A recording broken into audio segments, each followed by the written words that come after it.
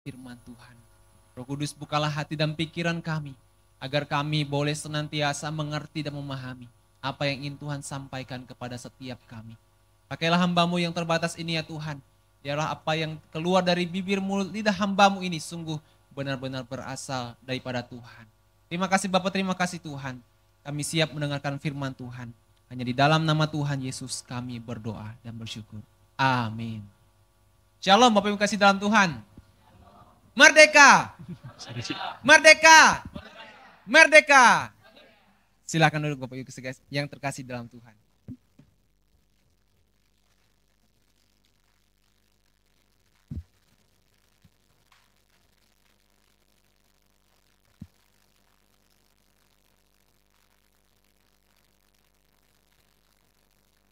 Saudara, pada sore hari ini kita bersyukur kembali diberi kesempatan oleh Tuhan untuk mendengarkan kebenaran firman Tuhan.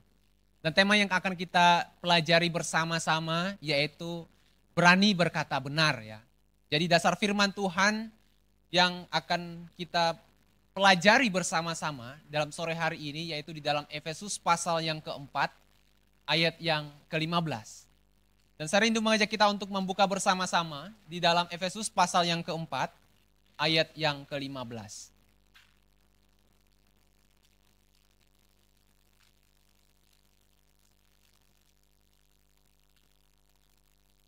Mari kita membacakan di dalam Efesus pasal yang keempat ayat yang ke-15.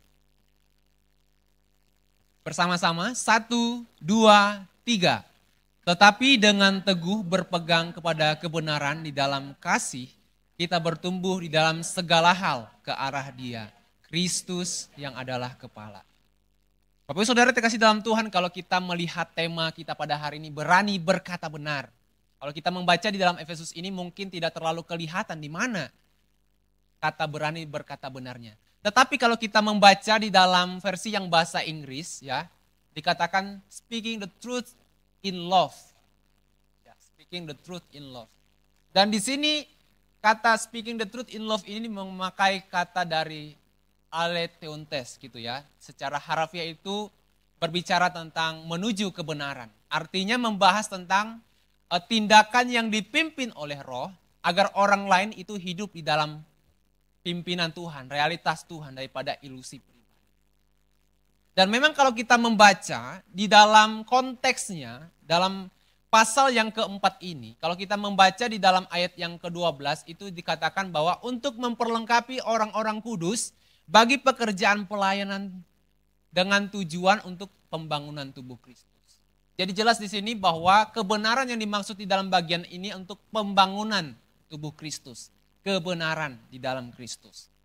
Bapak Ibu Saudara kasih dalam Tuhan, kalau kita berbicara tentang kebenaran, ketika kita ingin menyampaikan kebenaran, menurut saudara apakah itu sesuatu yang mudah atau sesuatu yang sulit?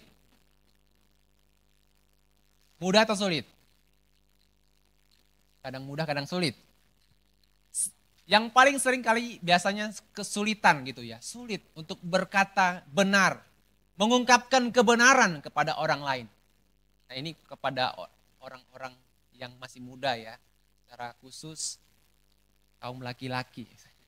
Misalnya lagi naksir sama orang. Kok cienya ibu-ibu ini? Ya misalnya ya, suka sama orang. Kadang lebih cepat, lebih yang gampang mana? Berani atau takut menyampaikan kebenaran perasaan kita kepada orang yang kita naksir misalnya. Berani nggak? Berani ya? Wah berani. Iya. Tapi seringkali kita justru lama memendamnya. Kenapa? Karena kita mungkin berpikir takut ditolak. Kecuali kita memang sudah tahu, kayaknya dia memang suka sama saya. Kayak gitu ya. Tapi kalau kita nggak pernah tahu misalnya dia suka sama kita, pasti kita sulit mengatakan kebenaran perasaan kita. Kenapa? Takut ditolak ya. Menurut saudara ditolak itu mudah atau susah? Sakit ya, sakitnya itu di sini. Kalau perasaan kita ditolak, lalu kita mengatakan, sejak saat itu senyumku menjadi palsu. Ya itu pasti akan berasa sangat tidak enak ketika ditolak gitu ya. Ketika kita menyampaikan tentang perasaan kita kepada seseorang, tentang kebenaran perasaan kita, pasti kita takut untuk ditolak. Apalagi kalau kita berbicara tentang kebenaran moralitas, kebenaran etika. Itu juga sesuatu hal yang susah untuk kita sampaikan. Misalnya orang lain, teman kita misalnya, bertindak hal yang tidak benar secara moral. Sulit untuk kita menegur, menyatakan kebenaran kepada orang. Kenapa? Takut mempengaruhi relasi kita. Takut dia marah, takut dia menjauh kita. Apalagi kalau kita berbicara tentang kebenaran firman Tuhan. Kepada orang yang sesama Kristen aja, yang memang seharusnya mereka melakukan kebenaran firman Tuhan. Kalau misalnya dia tidak melakukannya, kalau kita ingin memberitahu aja kita susah. Sulit gitu ya. Tidak berani, takut-takut. Apalagi menyatakan kebenaran firman Tuhan kepada orang yang belum percaya. Jauh lebih besar resikonya. Resiko ditolaknya jauh lebih besar juga. Sehingga ketika kita merasa bahwa ada ketakutan untuk ditolak, lalu kita memilih untuk apa? Diam. Tidak beranilah. Yang penting saya diam aja. Gitu ya. Tetapi menurut Bapak Ibu Saudara kasih dalam Tuhan, diam itu apakah sesuatu hal yang lebih baik? Kalau kita mengetahui bahwa orang melakukan kesalahan, apakah diam itu jauh lebih baik? Diam itu ada resikonya enggak? Ada enggak resikonya? Atau semuanya akan baik-baik saja kalau kita diam? Kalau kita enggak memberitahu kebenaran yang sesungguhnya kepada orang lain? Ada resikonya enggak? Ada. Kalau misalnya tadi bahas kembali tentang perasaan kita. Kalau kita tidak pernah memberitahukan perasaan kita kepada orang yang kita naksir, resikonya apa? Ditikung teman, ditikung teman gitu ya. Dan kita nggak pernah tahu dia sebenarnya suka nggak sih sama saya. Kelihatannya dia naksir juga sih, tapi nggak tahu juga sih gimana ya. Kalau kita nggak pernah memberitahukan perasaan kita, gua sayang sih sama lu gitu. Nah, kalau kita nggak pernah memberitahu, pasti kita juga nggak akan pernah tahu perasaannya. Dan itu adalah resiko yang akan kita terima. Kecuali dia nembak duluan, itu beda cerita. Nah, gitu ya. Kalau kita tidak pernah memberitahukan tentang perasaan kita kepada orang lain, maka jangan berharap untuk memiliki dia. Ya. Jadi selalu ada resiko ketika kita memilih untuk diam pun itu ada resiko. Seperti itu. Dan bagaimana juga kalau kita misalnya berdiam atas segala ketidakbenaran orang lain, atau kita tidak berani menyampaikan kebenaran kepada orang lain tentang hal moralitas atau tentang hal kebenaran firman Tuhan, apa yang terjadi? Coba kita pikirkan terlebih dahulu, kira-kira efeknya apa? Kalau kita diam, kalau kita tidak menyampaikan kebenaran kepada orang lain. Kalau kita baca di ayat yang sebelumnya, di ayat yang ke-14, sebelum di ayat yang ke-15 itu dikatakan seperti ini. Sehingga kita bukan lagi anak-anak yang diombang-ambingkan oleh rupa-rupa angin pengajaran, oleh permainan palsu manusia dalam kelicikan mereka yang menyesatkan. Artinya kalau kita membiarkan orang lain hidup yang tidak sesuai dengan kebenaran firman Tuhan, artinya kita membiarkan orang lain hidup di dalam kesesatannya, kesalahannya. Kita membiarkan orang berada di sana terus menerus. Apalagi kalau kita di masa-masa sekarang ada banyak pengajaran-pengajaran yang tidak sesuai dengan kebenaran firman Tuhan. Oke lah kalau yang misalnya beda agama dengan kita langsung bisa sadar bahwa itu tidak sesuai dengan kebenaran firman Tuhan. Tetapi ada banyak pengajaran-pengajaran saat ini yang mengatasnamakan kekristenan tapi belum tentu sesuai dengan kebenaran firman Tuhan. Jadi banyak orang itu sebenarnya butuh kebenaran yang sesungguhnya. Kalau kita mengerti kebenaran itu, kalau kita tidak menyampaikannya kepada orang lain, ketika orang lain misalnya kita sadar bahwa mereka menuju kesesatan atau mereka mempercayai apa yang tidak benar, artinya kita membiarkan mereka hidup di dalam kesesatan. Nah, Dietrich Bonhoeffer mengatakan begini, tidak ada yang lebih kejam daripada kelonggaran yang membiarkan orang lain jatuh ke dalam dosa mereka.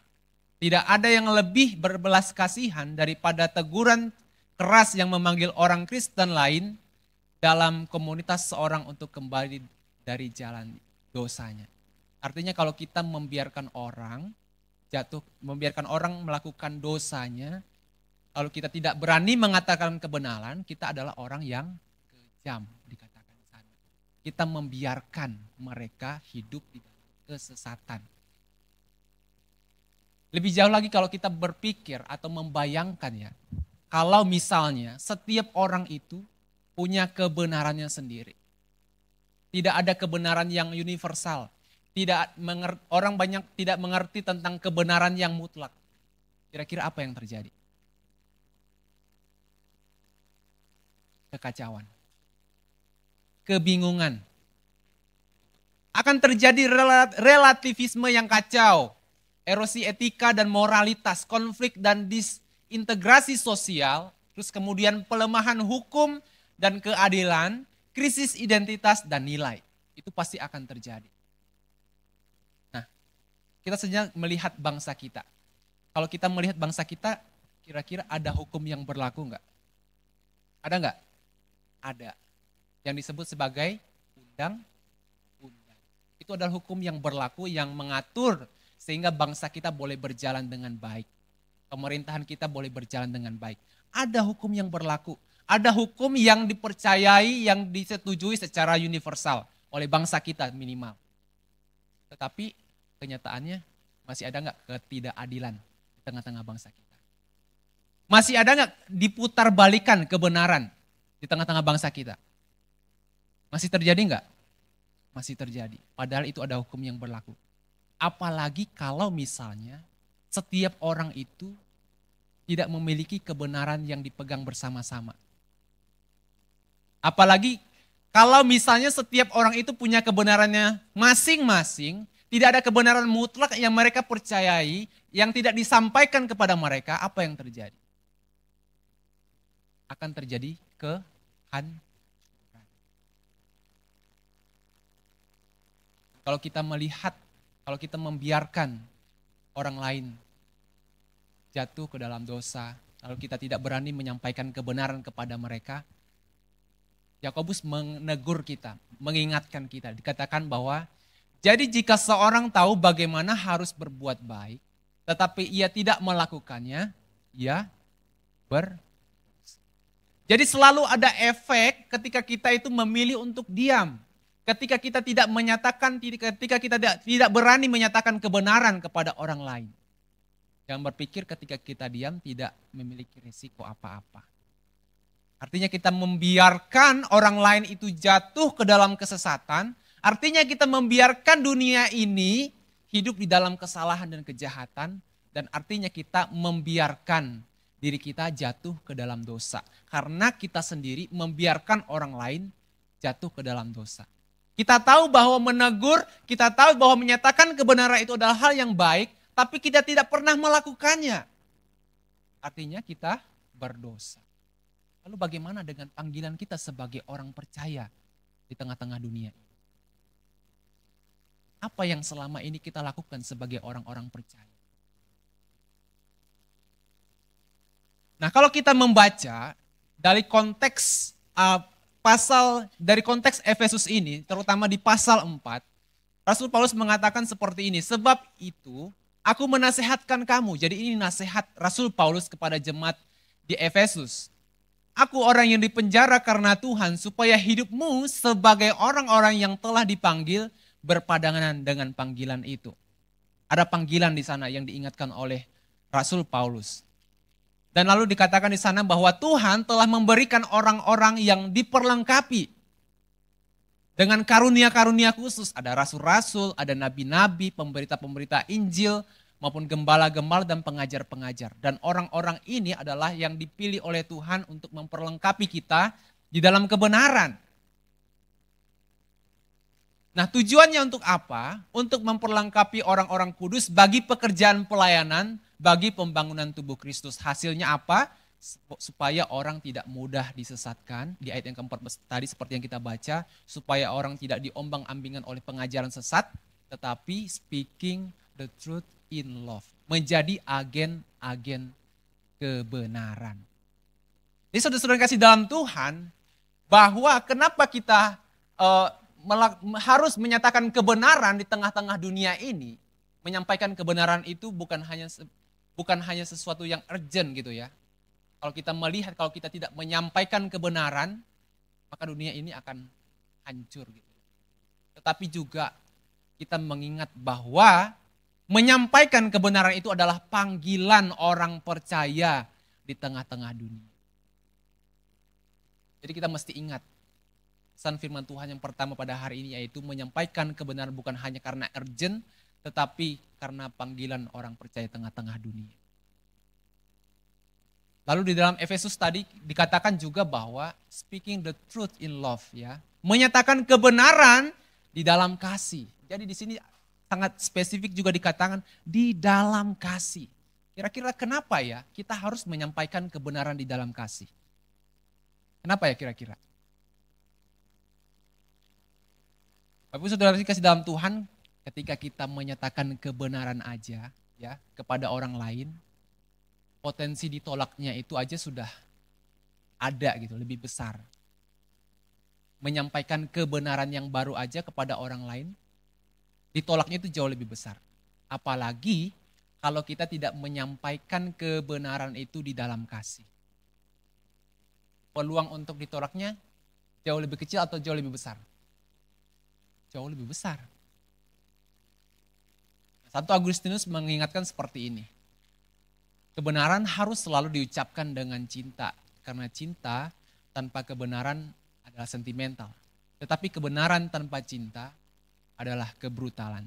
Jadi kita mesti menyadari kenapa kita harus menyampaikan kebenaran kepada orang lain. Tujuannya apa?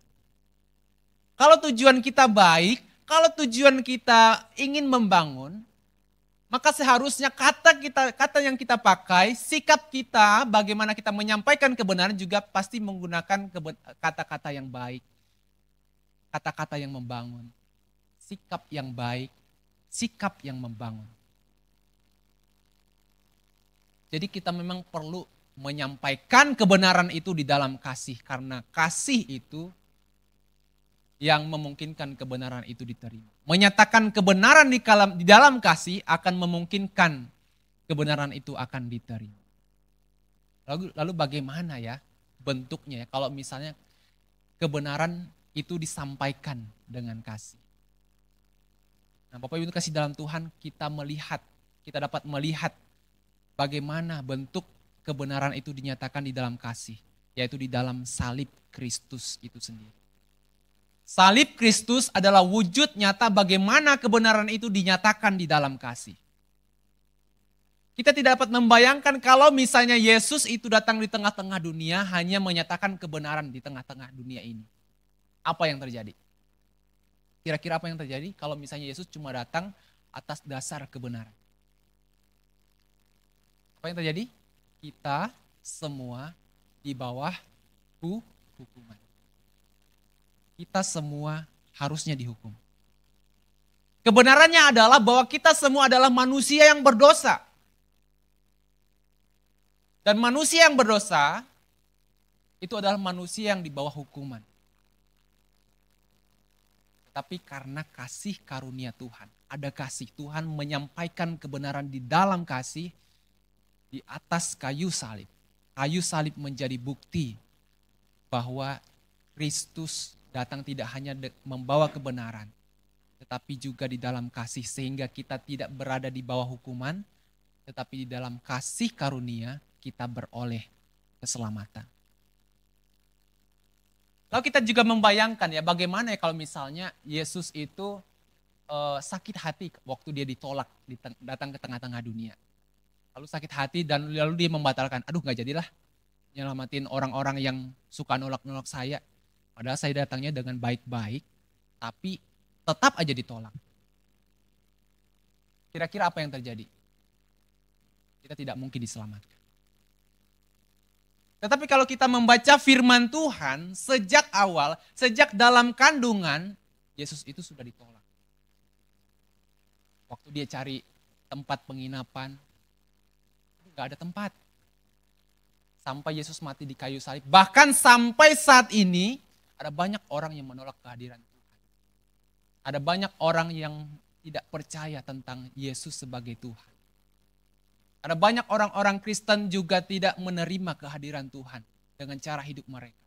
Tetapi kasih Tuhan tetap nyata di dalam kehidupan orang-orang percaya. Di dalam kehidupan orang-orang berdosa. Jadi di dalam salib Kristus kita dapat melihat bahwa kebenaran itu disampaikan di dalam kasih. Dan ini adalah teladan yang disampaikan oleh Tuhan.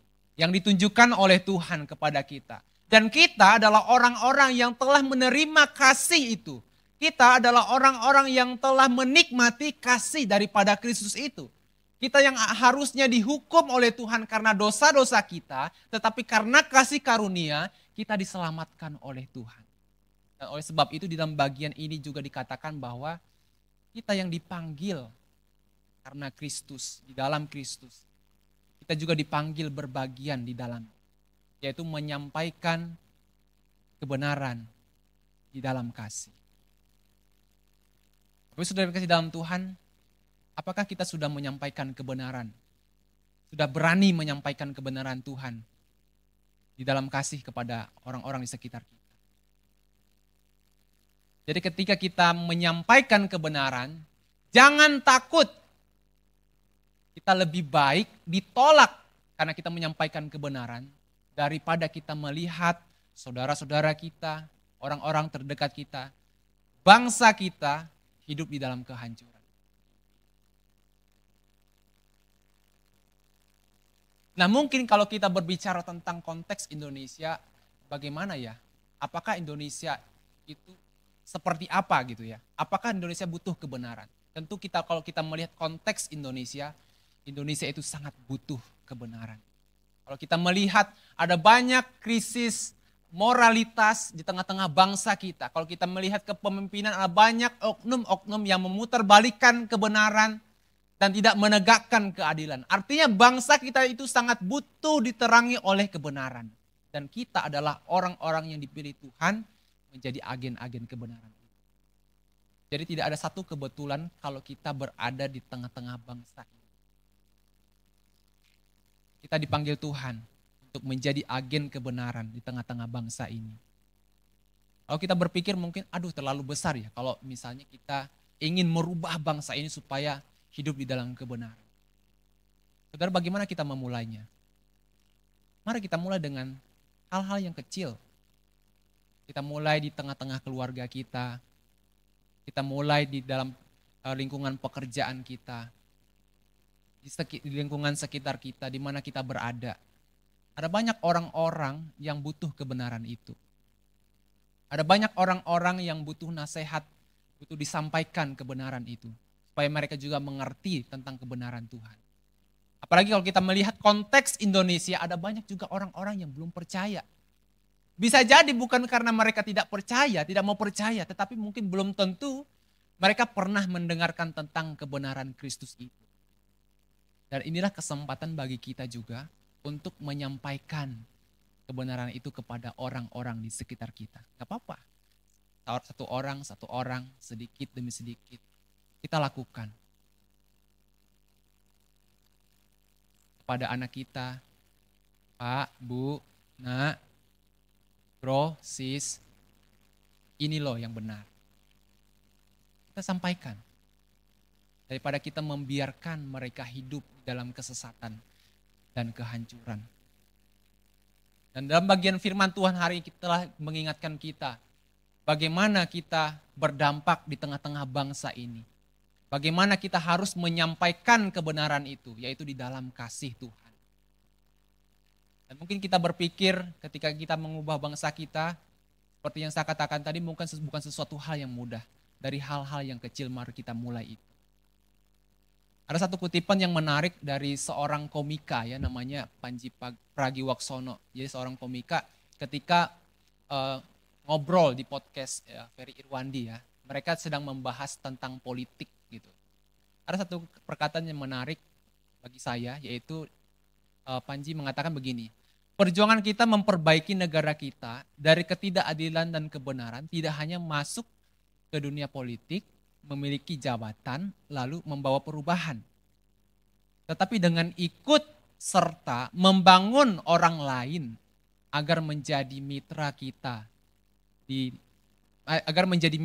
dalam agar melakukan gerakan perubahan.